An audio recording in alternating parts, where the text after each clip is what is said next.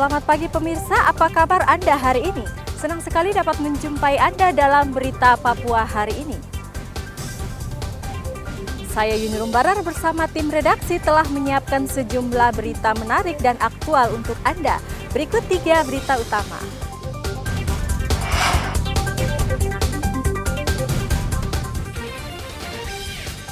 Pemkab menduga siapkan uang tebusan 5 miliar rupiah untuk membebaskan pilot Susi Air. 4.500 polisi dan tentara amankan kedatangan Jokowi di Papua. Usai Idul Adha, harga bahan pokok di Merauke belum turun.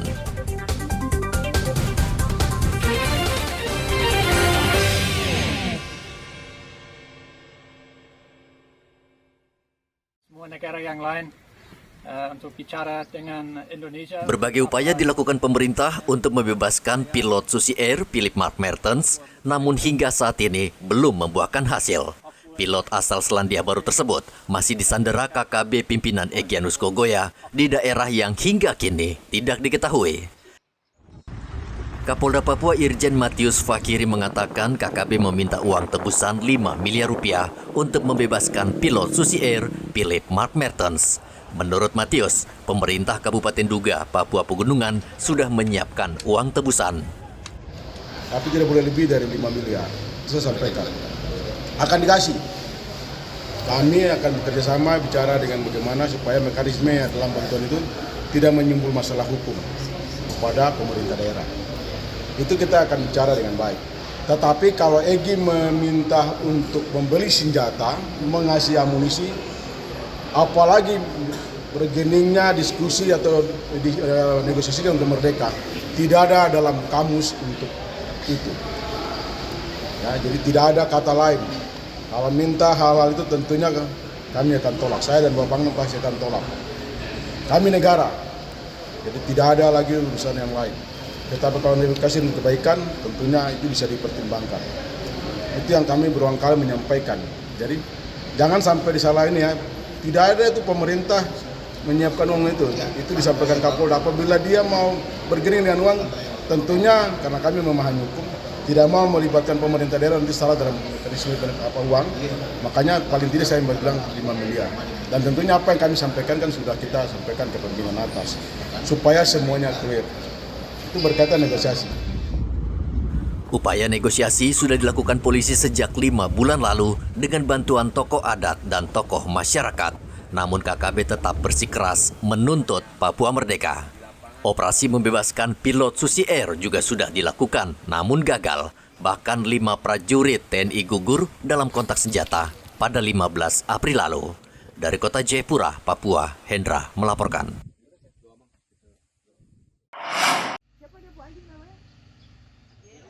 Kabupaten Puncak dikenal sebagai salah satu daerah rawan teror kelompok separatis atau KKB.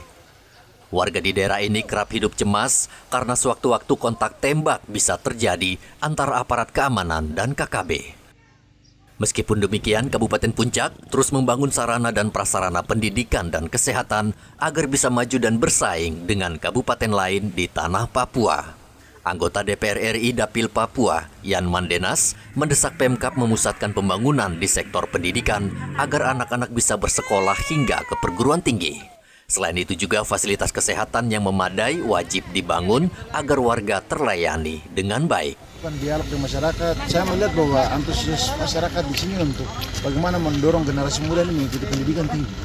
Jadi mungkin nanti saya juga akan mengusulkan kepada pemerintah pusat untuk fokus perhatian untuk penanganan masalah pendidikan dan kesehatan di Papua. Jadi bukan saja menjadi tanggung jawab provinsi dan kabupaten, tapi pusat harus melakukan percepatan di 2 program ini, pendidikan dan kesehatan. Sehingga anak-anak Papua ini mereka dengan sendirinya mengikuti pendidikan, mereka akan turun kampung untuk menyampaikan kepada orang tuanya dan membangun dan mereka merubah mindset dari masyarakat. Jadi bahwa pemerintah memberikan sentuhan yang baik untuk keberlangsungan hidup generasi muda Papua dan masyarakat Papua di daerah-daerah konflik khususnya. Tapi di daerah konflik ini kan tidak mudah. Pak, ini bisa tampil di sini selama 10 tahun mengurusi masyarakat dengan berbagai macam dinamika yang dihadapi. Tapi itu sudah sangat luar biasa karena dari sisi keamanan sudah bisa, walaupun situasinya sangat tidak stabil ya, kadang konflik, kadang reda, tapi bisa dikendalikan. Kendati rawan konflik, Kabupaten Puncak perlahan mulai membangun. Tentu butuh dukungan aparat keamanan untuk menjaga situasi tetap aman. Dari Kabupaten Puncak, Papua Tengah, Igobat Momolin melaporkan.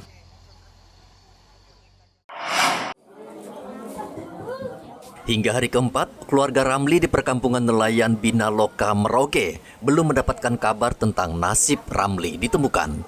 Tim SAR hingga Rabu sore masih terus mencari korban yang Sabtu lalu tenggelam akibat perahu yang ditumpanginya terbalik dihantam ombak. Tim SAR menyusuri pesisir pantai Wamal hingga ke Muara Safan berharap korban ditemukan terdampar dalam keadaan hidup. Atas nama Ramli masih juga belum bisa ditemukan. 2 SRU yang kami kerahkan untuk melakukan pencarian baik itu di laut maupun di darat di pesisir pantai belum juga membuahkan hasil. Kedua SRU ini area pencariannya adalah menuju ke arah Muara Safan. Untuk cuaca dilaporkan di lokasi kejadian 1 hari ini dilaporkan berawan. Pencarian tidak mudah karena tim SAR harus menghadapi cuaca mendung yang tebal disertai hujan.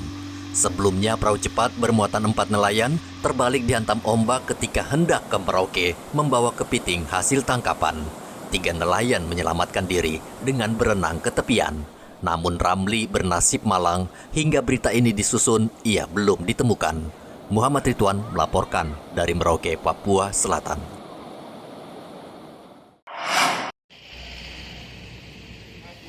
Tim DVI Rumah Sakit Bayangkara Polda Papua tengah berupaya mengidentifikasi 6 jenazah korban jatuhnya pesawat Sam Air di Yalimo, Papua Pegunungan. Tim sudah mengirim sampel DNA korban ke Laboratorium DNA Pusdokes Polri, Cipinang, Jakarta Timur. Seperti diketahui, kondisi jenazah hampir 100% hangus terbakar dan sebagian tubuh sudah tidak utuh sehingga sulit dikenali. Kabid Dokes Polda Papua Kombes Nariana mengatakan proses identifikasi memakan waktu dan pihaknya masih menunggu hasil tes sampel DNA yang diperkirakan membutuhkan waktu 2 minggu. 2 korban itu kakak beradik dan sampel DNA jadi satu keluarga itu mewakili 2 korban. Jadi semua sudah ada sampel DNA. Nah, hari ini saya perintahkan KORDVA sama Pak Oriankes, Dr. Gemma berangkat ke lab DNA Pusdokes Polri. Jadi bukan di lapor, lab DNA Pusdokes Polri yang ada di Cipinang. Kemudian hasilnya kurang lebih dalam waktu 1-2 pekan ke depan moga-moga bisa selesai. Jadi kondisi korban ini terbakar hancur? Oh, terbakar, hampir sudah mendekati 100%.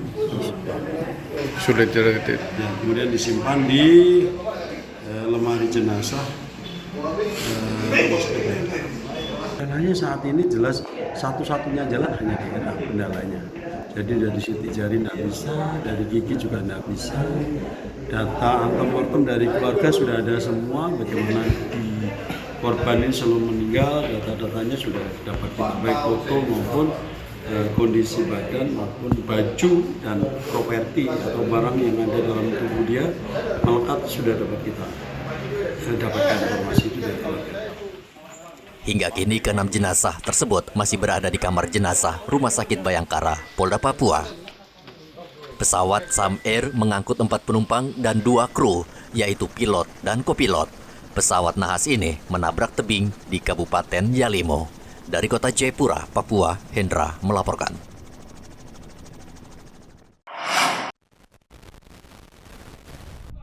...4.500 personel gabungan TNI Polri disiagakan untuk mengamankan kunjungan Presiden Joko Widodo ke Jayapura dan Kerom.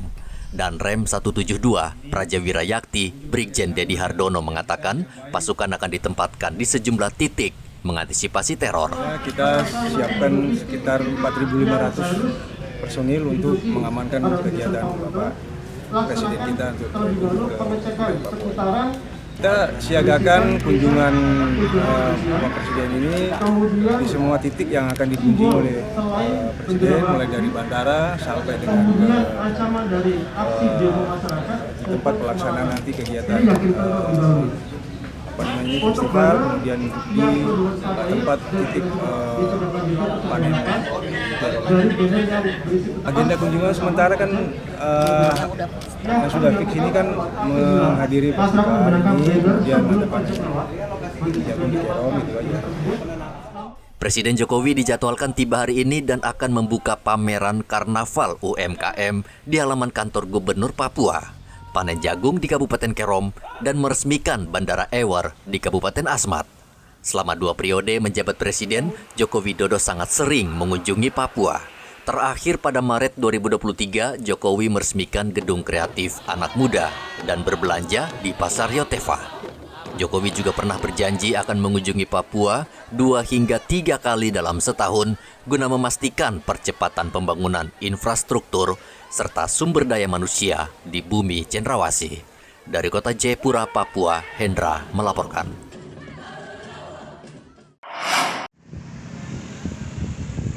Saat ini Kabupaten Merauke, Papua Selatan sedang dilanda musim kemarau. Menurut perakirawan BMKG, puncak musim kemarau akan terjadi bulan Agustus hingga Oktober mendatang. Bupati Merauke Romanus Baraka menghimbau warga waspada karena puncak kemarau bisa menyebabkan kebakaran hutan. Dengan berkaitan panas tegas sekarang, kan kami sudah diperingatkan secara nasional oleh pimpinan negara bahwa nanti puncak panas kita itu Agustus sampai dengan Oktober. Nah, kalau untuk petani kita alhamdulillah ini puji Tuhan, karena baru tahun ini tanah kita kering ini, supaya kita peremajaan tanah kembali. Tapi untuk mengantisipasi anti kebakaran seperti itu, saya kira mari kita jaga sama-sama supaya ada hutan yang memang sebagai daerah tangkapan hujan, daerah tangkapan air, mari kita pelihara jangan kita bakar. Ada savana yang betul-betul menjadi tempat untuk di mana menjadi tempat buffer hujan. Kalau boleh mari kita pertahankan seperti itu. Dan masyarakat saya minta untuk tidak bakar hutan. Tapi kasus di Merauke ini, di tanah selatan Papua ini, khusus di dataran Animha ini, kalau panas sudah di atas 32 derajat atau 34, itu nanti ada apinya muncul sendiri dari tanah atau api tanah. Kamu yang ada di Merauke ini pasti tahu ini. Itu juga yang terjadi. Karena beberapa titik di Okaba dan Kimham kemarin keluarga kasih laporan, itu sudah mulai muncul api tanah namanya. Api yang jadi sendiri karena endapan panas bumi. Selain potensi kebakaran hutan, kemarau ekstrim menyebabkan kekeringan sehingga warga kesulitan air bersih. BMKG sebelumnya sudah mengeluarkan peringatan agar warga mencadangkan air bersih, berjaga-jaga menghadapi kekeringan. Muhammad Ridwan melaporkan dari Merauke, Papua Selatan.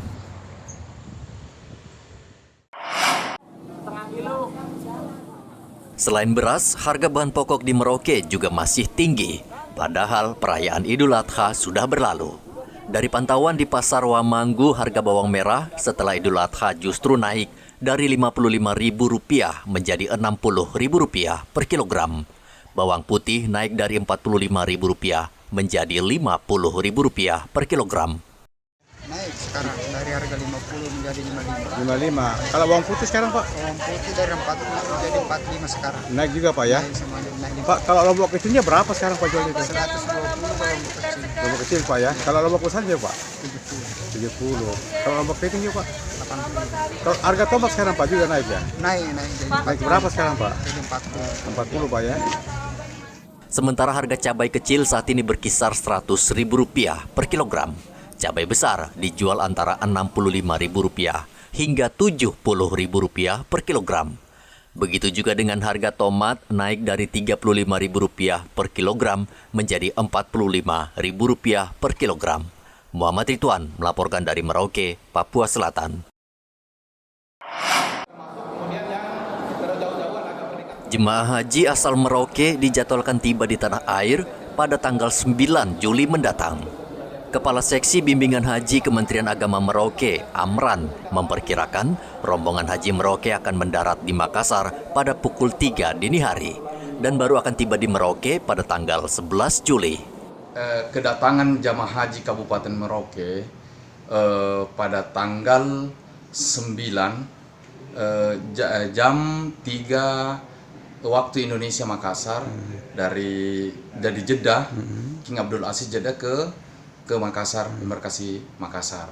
Selanjutnya pada karena mau istirahat satu malamnya, berarti jam 10 malam waktu Makassar, kemudian insya Allah akan berangkat ke Merauke dan diperkirakan tiba tanggal 11 jam 6 pagi waktu Indonesia Timur waktu Merauke. Secara umum, kondisi kesehatan rombongan haji asal Merauke baik dan sehat. Namun ada seorang jemaah haji yang sedang sakit dan saat tiba akan menjalani pemeriksaan di rumah sakit. Muhammad Ridwan melaporkan dari Merauke, Papua Selatan.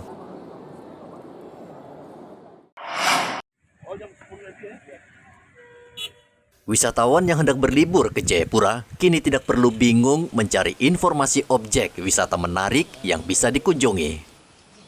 Kini di Bandara Sentani Jayapura dibangun pusat informasi wisata yang menyediakan ragam informasi tentang acara, lokasi wisata, hingga penginapan. Wisatawan bisa menggunakan gawai karena informasi tersedia dalam bentuk barcode atau digital. Pusat informasi wisata diresmikan Menparekraf Sandiaga Uno Rabu kemarin. Ini adalah sebuah inovasi yang sangat membantu untuk mendapatkan informasi baik daya tarik wisata maupun akomodasi dan event-event. Semuanya sudah dirangkum dan scan barcode ini adalah salah satu yang pertama di kabupaten seluruh Indonesia, dan ini adalah langkah yang saya patut diapresiasi karena dengan scan barcode ini sangat mudah untuk wisatawan dan bisa mendapatkan informasi, tapi juga mendorong pergerakan wisatawan Nusantara, karena target kita 1,4 miliar wisatawan Nusantara, dan setiap pergerakan wisatawan Nusantara ini akan menghasilkan dampak ekonomi kepada masyarakat setempat, dan target lapangan kerja yang akan kita capai di 2024 adalah 4,4 juta, sangat mungkin bisa dicapai jika seluruh kabupaten di Indonesia memiliki inovasi. Pusat Informasi Wisata Bandara Sentani merupakan yang pertama di tingkat kabupaten di Indonesia. Tahun ini Kemenparekraf menargetkan kedatangan 7,4 juta wisatawan mancanegara ke Indonesia, serta 1,4 miliar pergerakan wisatawan Nusantara dengan lapangan kerja yang tercipta dari sektor pariwisata mencapai 4,4 juta orang pada tahun 2024. Dari Jayapura, Papua, Hendra melaporkan.